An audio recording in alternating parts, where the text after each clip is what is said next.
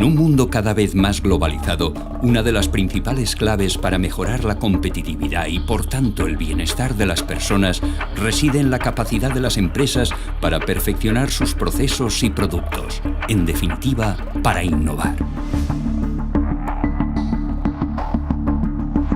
Sin embargo, muchas empresas se enfrentan a dificultades para detectar sus necesidades de I+D+I y, sobre todo, para implantar soluciones innovadoras. Por ello, día a día, adquiere más importancia la intervención de agentes especializados que adapten y transfieran eficazmente los conocimientos generados desde el entorno científico-tecnológico al tejido empresarial. La Red de Institutos Tecnológicos de la Comunitat Valenciana, REDIT, pone a disposición de las empresas los recursos necesarios para acometer los procesos de I+D+I con garantías y facilitando que los emprendedores asuman el menor riesgo. REDIT es una asociación privada sin ánimo de lucro que nace en 2001 por iniciativa de los institutos tecnológicos de la región y con la colaboración de la Generalitat.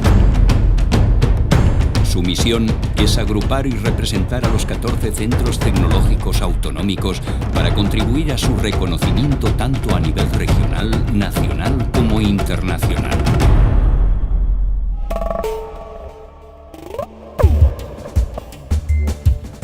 Los institutos tecnológicos son asociaciones empresariales privadas sin ánimo de lucro que cuentan con décadas de experiencia. Los centros cubren las necesidades en materia de I+D+I, tanto de los principales sectores productivos como de ámbitos de conocimiento de aplicación multisectorial. REDIT cuenta con 14 centros tecnológicos que ofrecen a las empresas servicios innovadores de alto valor añadido que aportan diferenciación a la medida de sus necesidades presentes y futuras.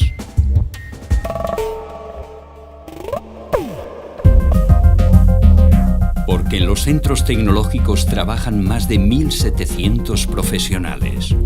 Porque cada vez más empresas ven en la innovación una apuesta de futuro. Porque desarrollamos una media de 1.200 proyectos de I+D+I al año.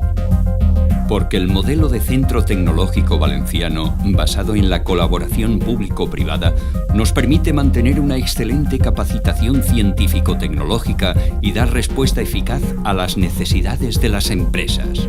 Porque representamos en torno al 25% del sistema español de centros tecnológicos.